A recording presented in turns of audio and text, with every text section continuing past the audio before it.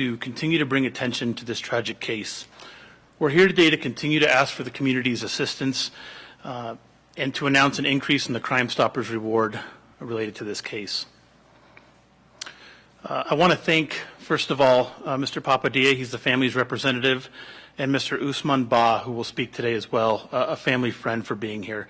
I know this is difficult, and I appreciate your time being here today.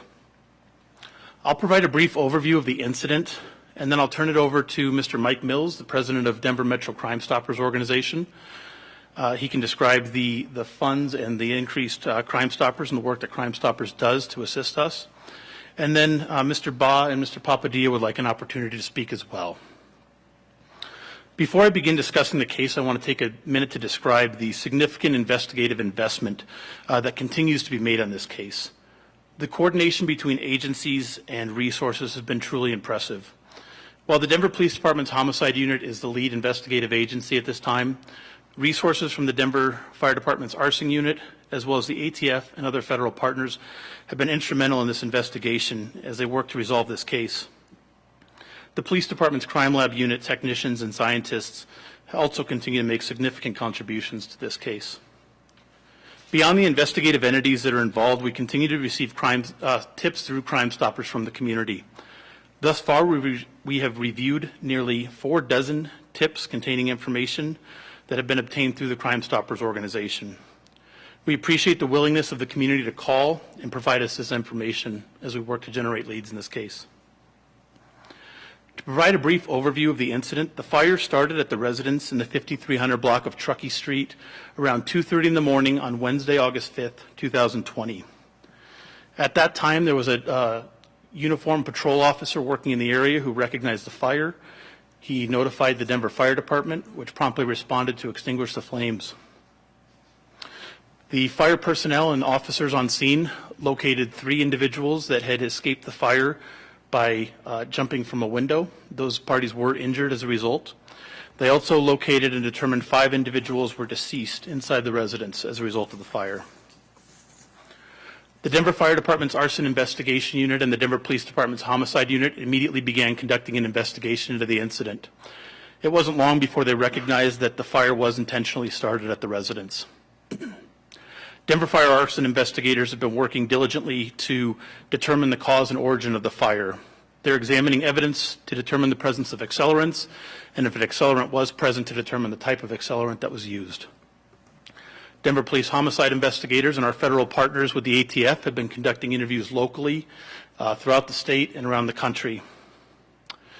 We've reviewed countless hours of video footage from residential cameras, surveillance cameras, business cameras, and the city camera systems.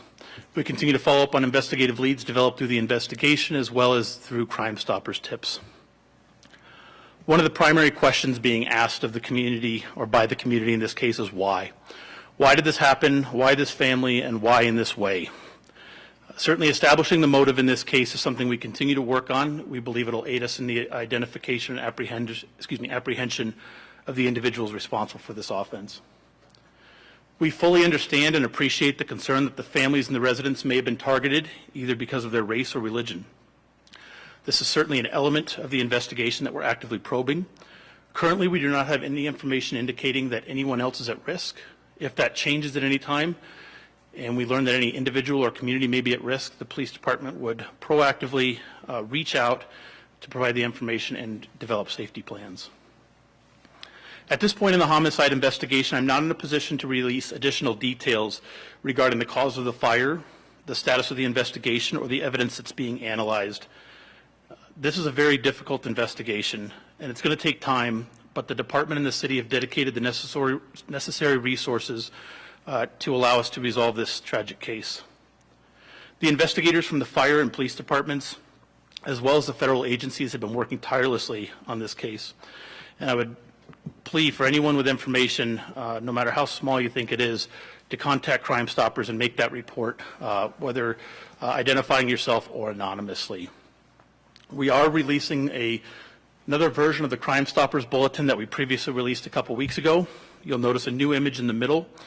In working with our experts who look at different imagery, they took the grayscale image and believe that the second The middle image may now be more representative of the colors, the masks and the hoodies that were being worn that day. So we're releasing both to see if that sparks anything or provides additional information.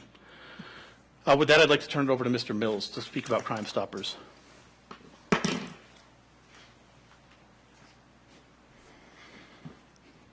Good morning or good afternoon, and thank you for having me. As Lieutenant Clark said, we have received many tips through Metro Denver Crime Stoppers, more than 4 dozen. We believe that by increasing the reward to up to $40,000, we will get additional tips that will help investigators solve this crime. No tip is too small. You will remain anonymous, and you will be eligible for up to a $40,000 reward.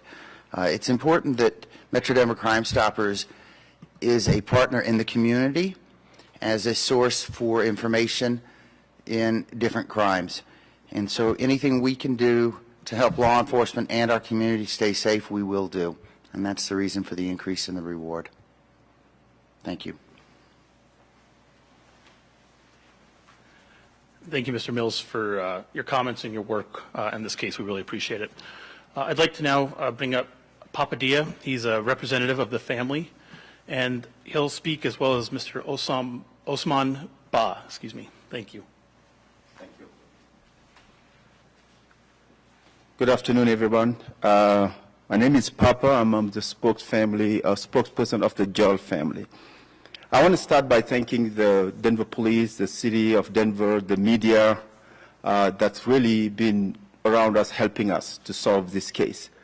But also I want to thank community members that's been around and helping with the GoFundMe, and most importantly, helping us increase the award for the Crime Stopper. And when this tragedy happened, the father of the Joel family only had 2 wishes. One of them was to be able to bury the family back home. It has been done. And the second wish was to make sure that the people that did this evil act will be caught and brought to justice. And that's what brought us here this afternoon for the second time, to plead for everyone's help. And I want to be very specific on how you can help if you are in the community. There's 2 ways. The first one is, if you know anything, it doesn't matter how small it is, come forward, reach out to the Crime Stopper, reach out to the police. But if you're sitting where you're sitting and you don't know much, we ask everyone to take the flyer and the poster of the Crime Stopper and share it on your social media. That will help. So wherever you are sitting, just know you are in a position to be able to help us solve this crime. As you see me wearing the T-shirt that had the picture of everyone that passed away on this tragedy, and it makes it even harder when we had kids, babies, that were caught in the middle of this tragedy. We owe it to them. We owe it to them to solve this crime. And in our communities, the safest place you can be and be safe is your home. These people were at home in the middle of the night, and their life was taken away. And as a community leader in the African immigrant community, I cannot express enough the fear that exists in the community. And the only thing that will put us at ease is by helping us solve this crime. So we are pleading, we are begging, knee on the ground, anything you know, please come forward to help us solve this crime. Thank you.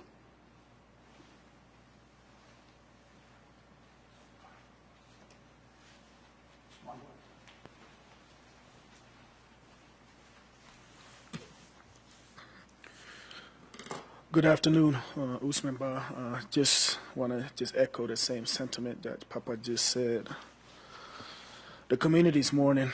We're all hurt. We still haven't gotten over the tragedy that just happened. As you guys saw this weekend, we had all different type of nationalities that showed up to our rally, anywhere from African to Americans to people in the Middle East as well. just to show you how much the community is really hurt and people around Denver. And I just want to echo, we need your help. Anyone that have any tips, help us. We're asking for any type of help right now. If you know anything, just call the Crime Stopper, call somebody.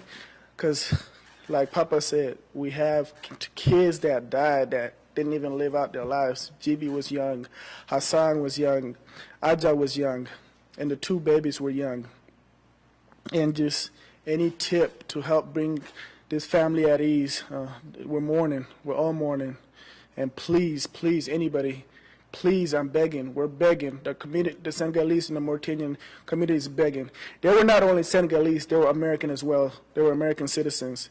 And anything helps. Just thank you again to the Denver PD and all the investigators and the media.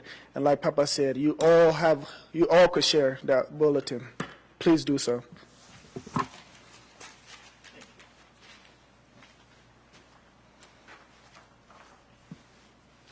Thank you for that. Again, recognizing the limitations on some of the stuff we can talk about, are there any brief questions I can try and answer? Can you put it in historical terms? I mean, what's the largest reward that Crime Stoppers has offered, and how does this rank? I'm going to have to defer to Mr. Mills on that. You know, this would be one of the largest rewards. Are you want to? Yeah. So the question is in terms of monetary amount, is $40,000 a large reward? We have had larger rewards in the past where a company, the Denver Broncos in the Darren William case, that was $100,000. So depending on where the funds, but from Crime Stopper standpoint, we normally give up to $2,000. We as a board decided the ATF has contributed $10,000. We've received private donations. From today, I got $100 from a woman in Oregon. Last week, it was $1,000 from a woman in San Francisco who heard about this case. And so, as a board, we decided that because 5 people lost their lives, that we went up, and so the extra $30,000 is Crime Stoppers money. So it's one of the largest that Crime Stoppers has funded. So, to answer your question. Any other questions? I was just wondering, can you talk a little bit about the new picture of the suspects and if you're any closer to identifying those people? So we are still working to identify them at this point. The new picture, again, came from working with experts who deal with grayscale imagery, recognizing that these are surveillance photos with infrared lights, and we've done a bunch of testing, and so that's what led to us recognizing that this may be more representative, the middle picture may be more representative of the actual color, or I mean the darkness of the mask, and that's what caused us to release it. Okay. Why would that be of significance? Well, the initial photo that we released has the white mask, and so if somebody was keying in on that as being the determining factor, if they knew or recognized or had information about this, we wanted to make sure that people also considered that this could be more representative, and if they have information that they initially may have discounted because of the mask color, that it's now comes to their attention. I know you said you're trying to figure out the motive and if they were targeted because of race or religion. Do you believe that's the case, or are you not ruling it out? We're not ruling it out. We don't know at this point. Do you believe these 3 started a fire, or they persons of interest? Or? We believe they're responsible for the fire. Now, what each individual role was, we haven't determined yet, but we believe these 3 are collectively responsible for the fire being started. And in your history, having more than one person involved in a crime, they may be talking, so you want to hear from anyone that Certainly. has heard anything?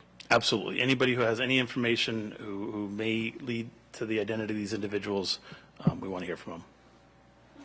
I know, the family representatives kind of spoke to this as well, but it sounds like with these individuals out on the street that there's a lot of fear, especially in certain communities. And what would your message be to those communities?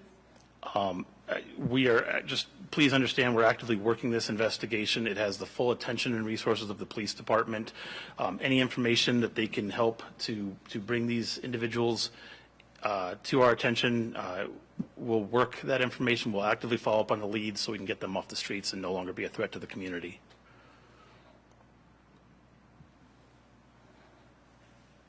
Anybody on the phone have any questions? All right, thank you. Appreciate it.